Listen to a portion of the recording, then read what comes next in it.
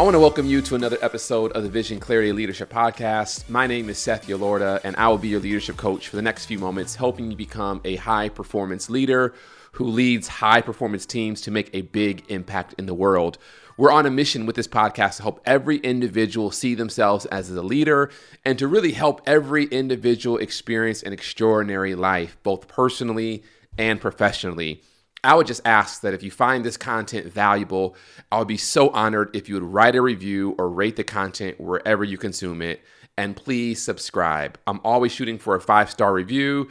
It would also mean so much to me if you would share this content with your colleagues, your team, your friends, and even your family. We're on a journey with this podcast to build a community of visionaries. So you sharing this content is one of the best ways to help me do that. In this episode, I want to dive into the 3 wrong goals that individuals often make and how you can fix it. You know, I was just having a conversation with my wife not too long ago, and we were talking about my own goal-setting habits. The reality is that if you're listening to this or watching this, at some point in your life, you set a goal for yourself. Maybe it's a weight loss goal, maybe it's a financial goal, maybe it's a professional goal or a relational goal. All of us at some point have set goals, and if we're honest, all of us have failed to achieve all of the goals that we've set for ourselves. There's something going maybe all the way back to high school, elementary school, where you set a goal and you didn't achieve it. So I was having a conversation with my wife around some of the goals that I set for myself and why I didn't achieve those goals. And it started to have me just think around, why is it that individuals don't accomplish their goals? I think there's a lot of factors that go into that, but I started to just boil it down to 3 basic reasons why an individual might not actually accomplish their goal. And I want to go over those 3 with you in this episode.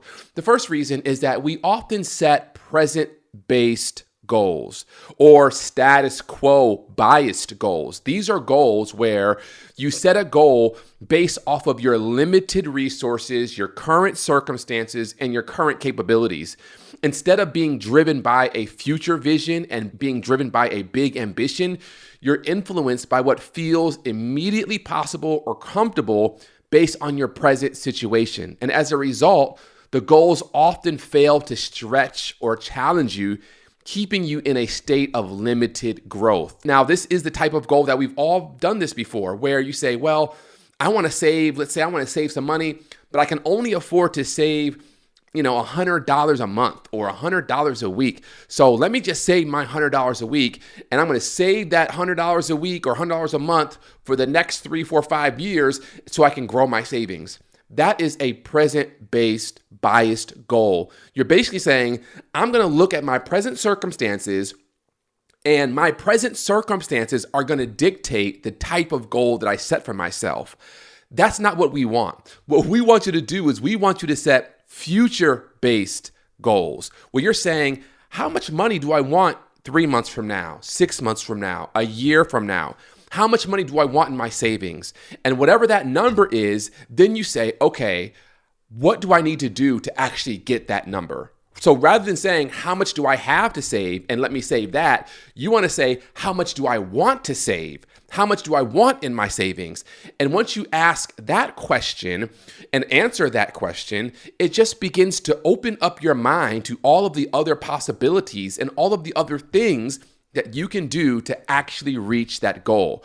So rather than you just setting aside $100 a month or $25 a week, you say, okay, maybe I can get an extra job. If I get an extra job and I can save $1,000 a month, then that'll give me $12,000 by the end of the year. Or if I can actually, do a couple extra gigs here and there, then I'll be able to add this money to my savings. And so your mind starts to think about all of the other possibilities.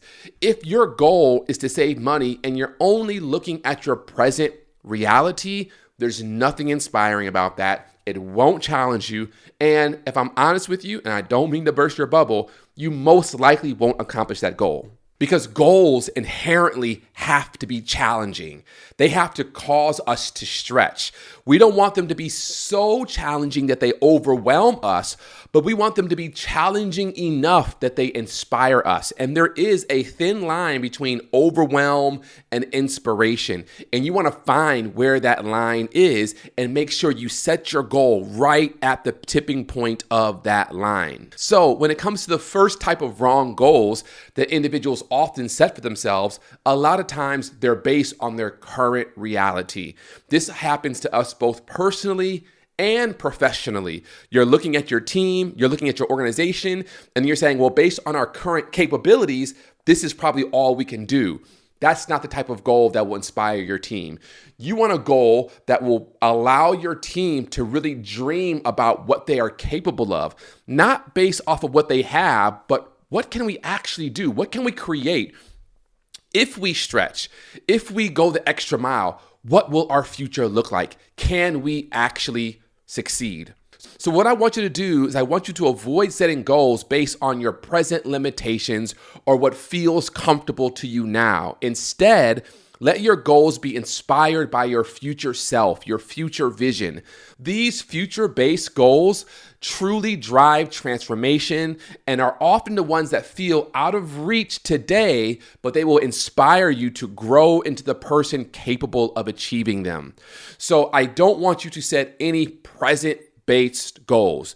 We want to be aware of our present, but then we want to say, where do I want to be 3 months, 6 months, 12 months from now, 3 years from now, and how can I stretch to reach that goal? Not based off of my current capabilities, but based off of my future potential. So the first goal that we often set that is wrong is present-based bias goals. The second goal that we set for ourselves that is often wrong is desperation-based goals. Desperation-based goals are goals that are really set out of a sense of lack. They are, in essence, an ends to a mean. So you're saying to yourself, well, I want to set a goal, so I need to save $10,000 so that I can buy this car. I want to save $10,000 so that I can have a down payment, not for a house, maybe $100,000 to $250,000 for a down payment for a house. I want to save this amount of money or lose this amount of weight so I can fit into this dress. These are desperation-based goals. And oftentimes embedded in this goal is the feeling of fear and lack. So you're saying, I don't have something, so let me set a goal so that this goal, and once I reach this goal, it will lead me to having something. You're actually trying to leverage the goal to obtain something. And we all do this. We say, I want to lose weight so I can look good. I want to save money so I can get a nice car. I want to get this certification so I can get a promotion. All of us are guilty of setting desperation-based goals. But what I want you to actually think about is not setting desperation-based goals, but setting inspiration-based goals. Inspiration-based goals are goals that really focus on the why you're going after it. They give you energy. They give you life. Inspiration-based goals really focus more so on the journey and not on the destination. You may be familiar with that old quote that says, the person who loves walking will go farther than the person who likes the destination. The idea of I'm enjoying the journey, I'm inspired by saving, I'm inspired by lifting weights, I'm inspired by pursuing these education and furthering my knowledge. It's the journey itself that gives me inspiration in life. So rather than thinking about the goals that you're setting as desperation, I want you to think about the goals as inspiration-based goals. Now, it can be the exact same goal, but the motivation will be different. I'm not approaching this goal of weight loss because I am lacking something. I'm approaching this goal of weight loss because I am inspired by something. I don't lack anything. I have an abundant life and I have everything that I need. And I'm going after this goal because I just enjoy the feeling I get when I lift weights, when I work out, when I save money, when I see my savings growing, when I'm educating myself, when I'm working with my team and I'm getting the certifications and we're meeting our objectives. The process itself, the journey itself is inspiring. It's challenging. The journey itself is transformational. So when you think about the goal that you're setting and the motivation behind the goal that you're setting, I want you to really think about, is this a desperation-based goal or is this an inspiration-based desperation-based goal. If it's a desperation-based goal, what will inevitably happen is that you will find yourself setting bigger and bigger desperation-based goals. So you might set a desperation-based goal to reach a certain weight or to accomplish a certain status at work, to get the promotion. And then once you don't get it, if you don't get it, you'll then set a bigger goal because you're trying to conjure up more energy to go after. And all that does is exacerbate how much lack is in your life. All it does is blow up how much fear is in your life. And it actually doesn't lead you to performing better. What you want inspiration-based goals that drive you based off of the love of the journey. Now, there's nothing wrong with the destination, but I'm not committed to the destination. I don't need the destination. Yeah, I would like the destination, but it's not an ends to a mean. It's just the end itself. The exercise is the end itself. The savings is the end itself. The education and the certifications are just the ends itself. I enjoy the journey. When you set goals and you're going after them, do you enjoy the journey? Do you come alive? And do you get excited about pursuing the excellence, pursuing that vision of your future self, and you just love doing the work? Or does the work of the journey towards the goal feel like a chore? I know I have had some desperation-based goals, finishing my degree, saving money, and it just feels like, why do I have to do this? I don't want to do this. What I really want is the destination. But the essence of a good goal is that it's not just about the destination, but it's about the development. It's about who you become as you are striving towards the destination.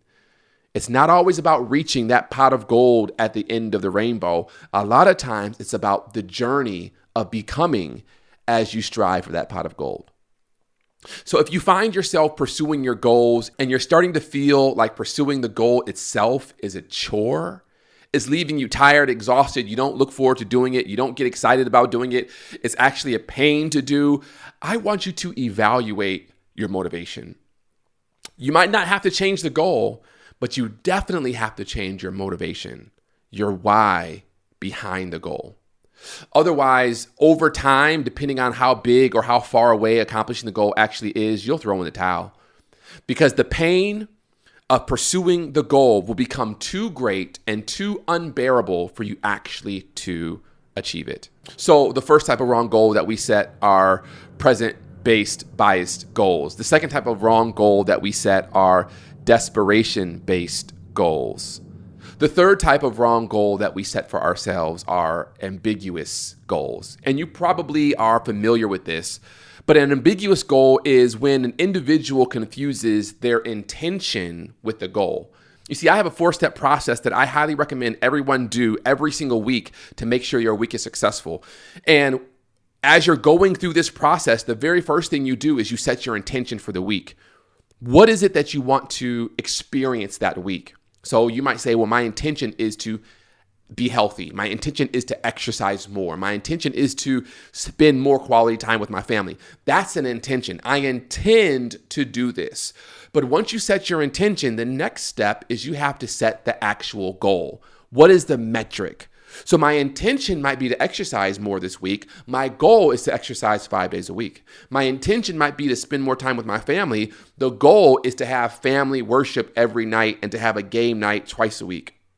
My intention might be to educate myself and to pursue professional development. My goal might be to complete the certification and the training this week. You see, the difference between the intention and the goal is the intention is really what you're wanting to achieve. The goal has metrics, it's specific, it is measurable, it's actionable, it's time-bound, it's essentially a SMART goal. And you're probably familiar with the SMART goal: specific, measurable, actionable, realistic, and time-bound. SMART. So when you're setting a goal, you don't want it to be ambiguous. You don't want to just set an intention. Well, I intend to get a promotion. Okay, that's your intention, but what's the goal? I intend to lose weight. That's a phenomenal intention, but what's the goal? I intend to save money. A phenomenal intention, but what's the goal? Once you set your goal, then you want to set the roadmap.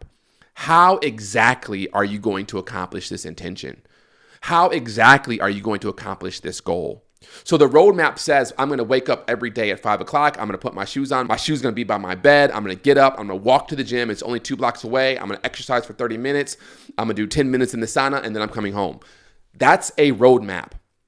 A roadmap says I'm going to reach out to my HR department and I'm going to have them allocate 10% of my income to a separate account.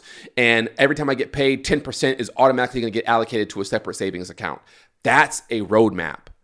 A roadmap is very clear, the step-by-step actions you are going to take in order to achieve that goal, which will then allow you to experience and accomplish that intention. So when you think about the third type of wrong goal that we set, it's just they're too ambiguous. You need to be specific. You need to be clear. It needs to be actionable. What is your intention? What's the goal? What's the roadmap? The fourth step in this 4-step process is then you have to execute. What I've come to learn about myself, and probably a lot of you all as I've coached you, is you can never leave execution up to yourself. You have to surround yourself with the resources and the support and the systems that will almost guarantee you will execute. Now, what does that look like? Well, support. It could be a spouse, a best friend, a colleague who's going to tap in and say, hey, how are you doing? What can I help you with? Are you reaching your goal? Maybe it's having a gym buddy that's meeting you there. Maybe it's having a savings buddy and you are saving money together. Whatever that might look like, you have to have the necessary support in order to help you execute. But support is not the only thing that you need. You also need accountability. And a lot of times accountability comes in the form of a coach, someone who can actually is going to hold your feet to the fire and say, hey, this is what you said you were going to do. Let's make sure we actually do it. I serve as a coach for a lot of individuals, and one of my goals and one of my roles as a coach is to just ensure that you did what you said you were going to do. And if not, why didn't you do it? Did you encounter some type of mental roadblock, some type of self-defeating thoughts? Maybe you have some thought patterns that you set your intentions, you set the goal, you had the roadmap, but when it came time to execute, you didn't execute. What happened? Let's unpack that and explore why didn't you execute? So these are the 3 types of wrong goals: present-based bias goals, desperation-based goals, and ambiguous goals. And if you want to set better goals and have more success as we go into the end of this year and into next year, make sure that your goals are future-oriented, they are rooted in inspiration, and that they are clear. You do not want ambiguous goals. Listen, I hope that this episode was helpful to you. I would love for you to give me some feedback in the comments. Write a review, let me know. And if you have some goals, you can reach out to me on Instagram or LinkedIn and let me know what your goals are. And as always, I just hope that you share this episode with someone who you know is also going after a really big goal. Thanks so much for watching, and I'll see you next time. Peace.